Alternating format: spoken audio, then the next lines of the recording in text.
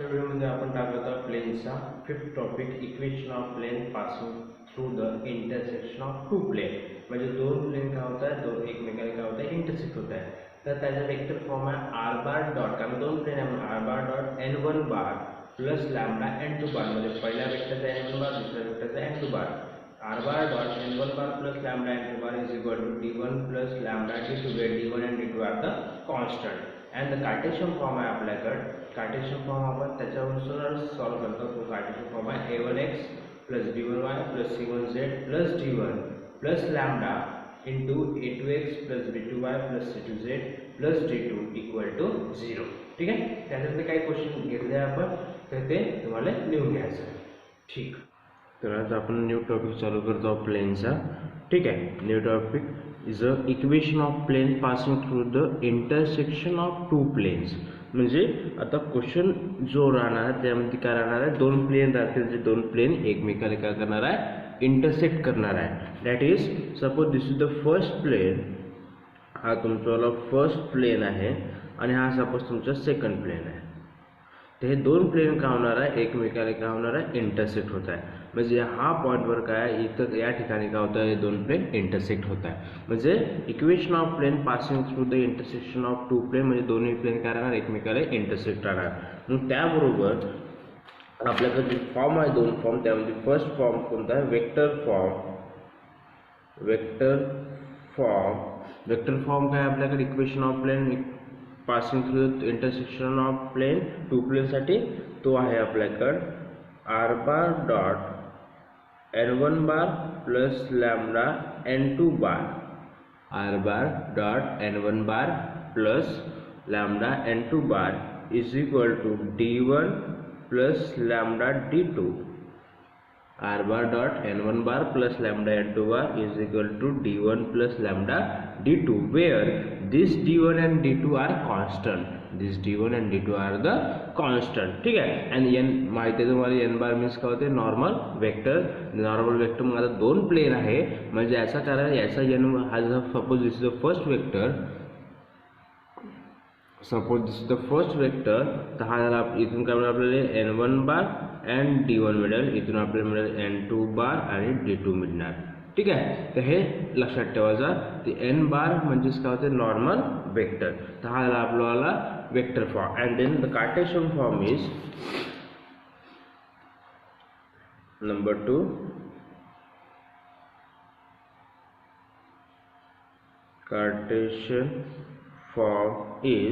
Cartesian form आहे आपल्याकडे a1 x plus b1 y plus c1 z plus d1 plus lambda a2x plus b2 y plus c2 z plus d2 equal to 0. हा झाला आपल्याला Cartesian form. ठीक आहे. तर लक्षात ठेवायचं, equation of plane passing through the two intersection of two plane. जेव्हा दोन प्लेन एकमेका इंटरसेक्ट होतील तेव्हा हा फर्स्ट वेक्टर फॉर्म आहे R bar dot N one bar plus lambda N two bar is equal to D one plus lambda D two. And cartesian form आहे a1x plus b1y plus c1z plus d1 plus lambda a2x plus b2y plus c2z plus d2 equal to 0, wear d1 and d2 are the constant. लक्षात ठेवायचं. ठीक आहे. याच्या पहिलेच आपले previous 4 topic complete झाले आहे. आता हा 5th टॉपिक चालू आहे, जो आपण आता घेत आहोत. त्यातला क्वेश्चन नंबर 1.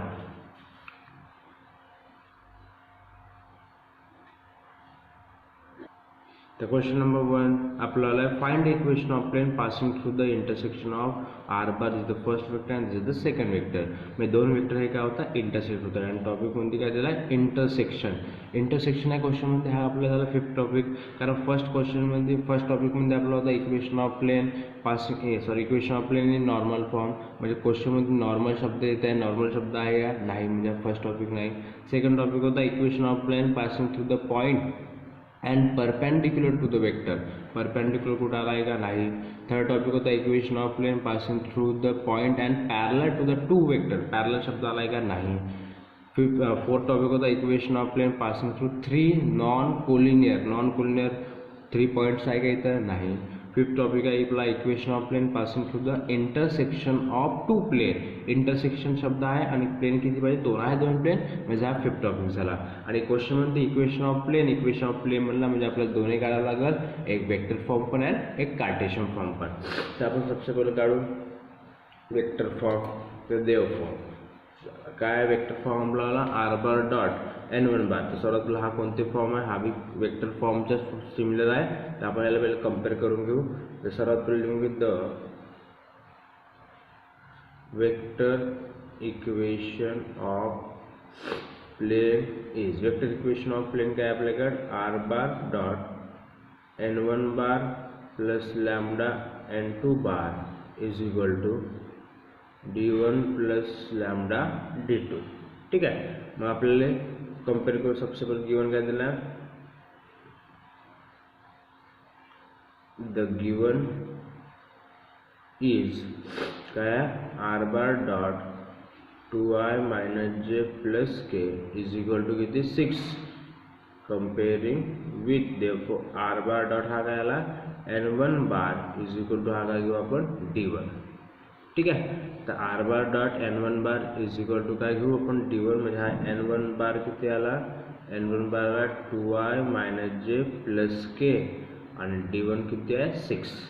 अगेन तसे आर बार डॉट दुसरा काय आहे i plus J plus 2k is equal to 7. Again याला कम्पेअर करू करेल आर बार डॉट आधा हा कोणता vector second vector n2 bar is equal to हा काय घेऊ मग d2, because d1 and d2 are the constant.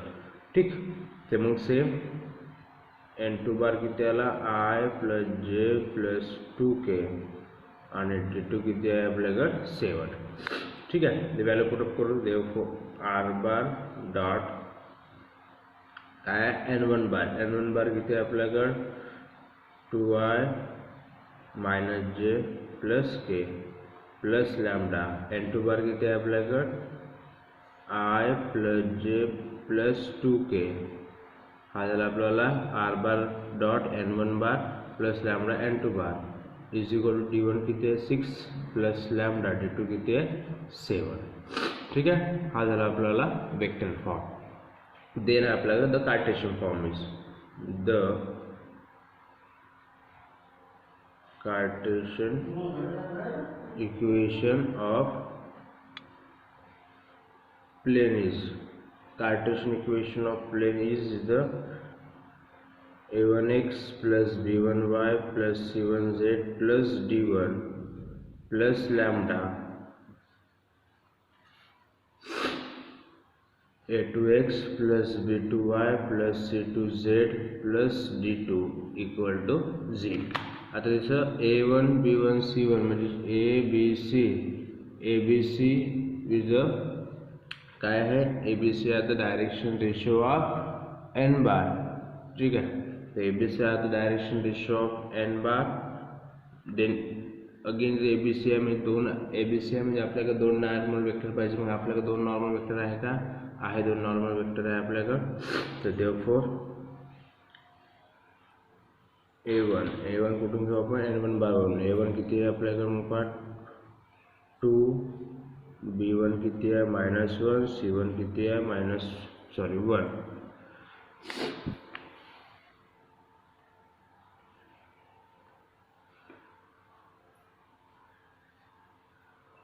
R the direction ratio of कोणता बार n1 बार. ठीक आहे. आणि दुसरा a2 is equal to second normal vector किती आहे 1, b2 1, c2 2 are the direction ratio of काय n2 बार. ठीक आहे. व्हॅल्यू पुटअप करू. तर काय व्हॅल्यू पुटअप केल्यावर किती आहे 1x plus 1y plus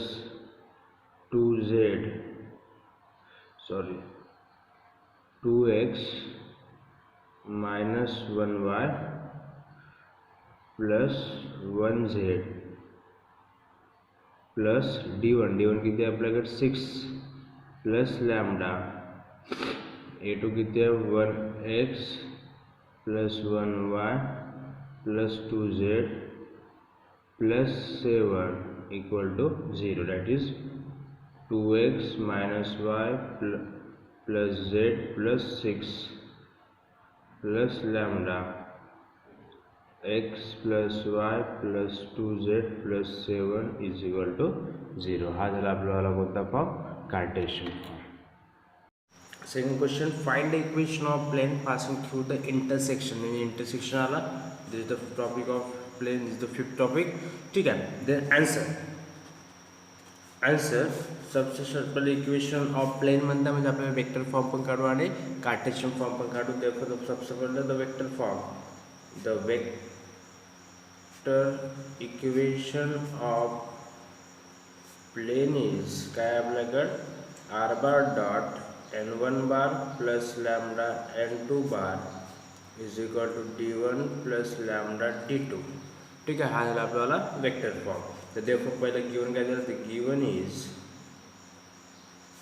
given is काय r bar dot 2i plus 2j minus 3k is equal to 5 comparing with r bar dot n1 bar is equal to काय d1.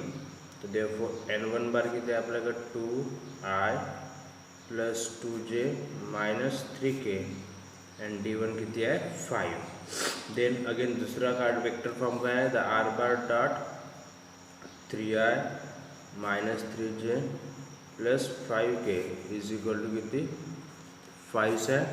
तो therefore and comparing with r bar dot n2 bar कारण second vector घेतला आपण r is equal to काय घेऊ मग d2. therefore n2 bar is equal to 3i minus 3j plus 5k and d2 किती आहे 5.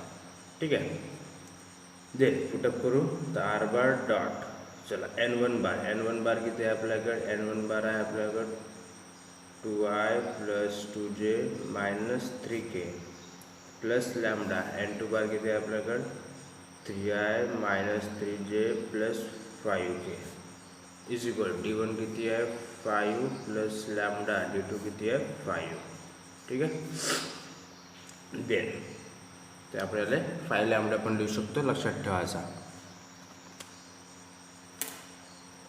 ठीक आहे देन लिहून घेऊ आपण तर r bar dot 2i plus 2j minus 3k plus lambda 3i minus 3j plus 5k is equal to 5 plus 5 lambda. ठीक आहे then the Cartesian form the Cartesian equation of plane is काय Cartesian equation of plane आपल्याकडे a1x plus b1y plus c1z plus d1 plus lambda a2x plus b2y plus c2z plus d2 equal to 0. तो पहिला a1 किती आहे आपल्याकडे बघा मग a1 म्हणजे abc are the direction ratio of n bar. तर abc are the direction ratio of n bar. तर therefore पहिला a1 b1 c1 आता a1 b1 c1 इथं डायरेक्शन रेशो ऑफ n1 बार. तर n1 बार पाहून घ्या आपल्याकडे आहे n1 बार आहे इथून मिळेल आपल्याला a b c म्हणजे this is the 2x plus 2y minus 3z plus d1 किती आहे 5 plus lambda a2 b2 c2 आता डायरेक्शन रेशो ऑफ n2 बार घेऊ. तर a2 n2 बार किती आहे आपल्याकडे 3x minus 3y plus 5k plus d2 किती आहे 5 इक्वल टू किती 0. हा झाला आपल्याला कोणता फॉर्म कार्टेशियन फॉर्म. ठीक आहे लक्षात ठेवायचा. आपले 5 टॉपिक कंप्लीट झाले आहे प्लेनचे. फर्स्ट टॉपिक जो होता आपल्याला equation of plane in normal form त्याच्यामध्ये नॉर्मल शब्द पाहिजे त्यानुसार आपला वेक्टर फॉर्म राहत होता r bar dot n cap is equal to d. ठीक आहे लक्षात ठेवायचा. फर्स्ट टॉपिक जो होता आपल्याला फर्स्ट टॉपिक हा होता आपल्याकडे equation of plane in normal form. Equation of plane in normal फॉर्ममध्ये आपण काय करत होतो, वेक्टर फॉर्म होता आपला R bar dot N cap is equal to P, R bar as a resultant vector, N cap be the normal unit vector आणि P is a perpendicular distance from the origin. तर आपण N कॅपच्या जागी आपण काय लिहितो, N bar upon mod of N bar. N bar is a normal vector, म्हणजे जो वेक्टर आपल्याकडे गिवन राहतो त्याला आपण नॉर्मल वेक्टर घेत होतो आणि त्यानुसार आपण त्याला सॉल्व करत होतो. देन कार्टेशियन फॉर्म होता आपल्याकडे L X plus M Y plus N Z is equal to P, where P is a perpendicular distance from the origin and L M N be the direction cosine of N cap आणि A B C are the direction ratio of N bar. लक्षात ठेवायचं. मग त्यानंतर याच्यातच third topic होता आपलं, जसं जरुरी नाही पण लक्षात ठेवायचं आहे. थर्ड पॉईंट होता तुमच्यावाला coordinate of foot of the perpendicular. त्या फॉर्म्युला आहे L P comma M P comma N P. ठीक. देन हा आपण घेतला. त्याच्या क्वेश्चनमध्ये आपल्याकडे नॉर्मल राहत, म्हणजे याच्यात पहा प्रत्येकच क्वेश्चनमध्ये आपल्याला नॉर्मल राहता, जेणेकरून आपण समजून घेतो हा equation of plane in normal form आहे. देन सेकंड टॉपिक होता आपला equation of plane passing through the given point and perpendicular to the vector.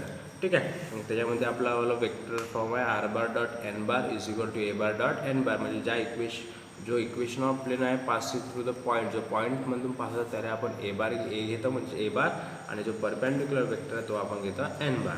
ठीक आहे. मग कार्टेशियन फॉर्म आहे A into X minus X one plus B into Y minus Y one plus C into Z minus Z one equal to 0. ठीक आहे. Then याच्यामध्ये question करायला equation of plane passing through the point and perpendicular, म्हणजे या टॉपिकमध्ये perpendicular शब्द महत्त्वाचा आहे. त्यामुळे जेवढे क्वेश्चन घेतलं आपण त्यामध्ये परपेंडिक्युलर आहे, इथं पण आहे ते परपेंडिक्युलर आहे, याच्यामध्ये बी हा परपेंडिक्युलर आहे.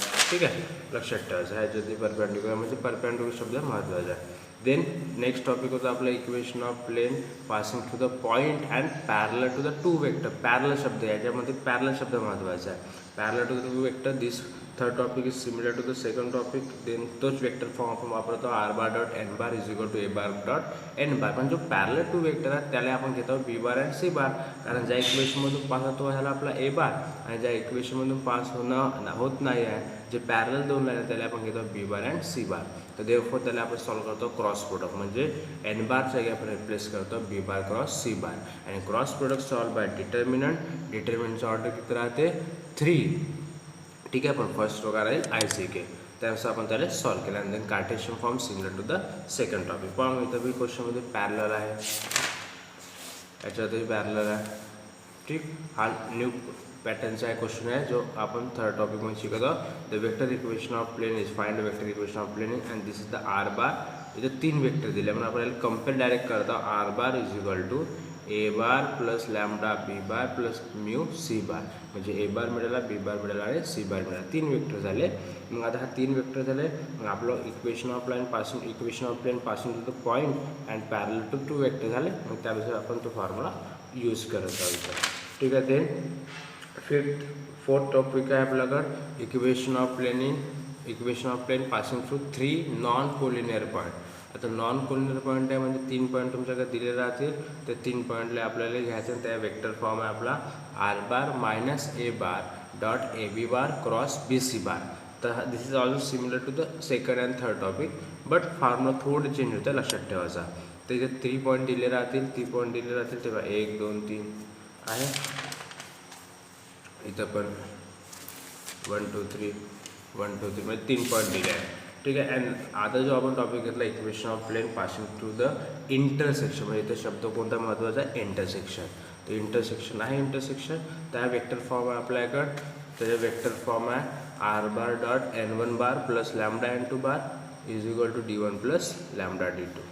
ठीक. कारण 2 वेक्टर फॉर्म आहे, तर देअरफॉर 2 इंटरसेक्ट होत आहे प्लेन, तर त्यानुसार त्याच्यावाला 2 प्लेनचे N1 बार आहे, पहिल्याचे N1 बार, दुसऱ्याचा N2 बार. आणि जो D1 आणि D2 घेतो तो हा आपला कॉन्स्टंट. तुम्ही या जागी P1 आणि P2 पण घेऊ शकता, त्याला काय फरक पडणार आहे. आपण P यासाठी वापरत नाही आहोत, कारण आपण जो P पहिला equation of plane in normal फॉर्ममध्ये जो P घेतला तो P म्हणजे आपण perpendicular distance from the origin घेतला, आणि इथं जर तो घेतला तर आपल्याला कन्फ्युज होईल, म्हणून आपण D वापरत आहोत. ठीक आहे. इथं पण आपण इंटरसेक्शन आपल्याकडे आहे, हा इंटरसेक्शन आहे. ठीक. तर लक्षात ठेवायचं आहे आपल्याला. त्या पद्धतीनं आपल्याला प्लेनचे 5 टॉपिक कंप्लीट झाले. ठीक आहे.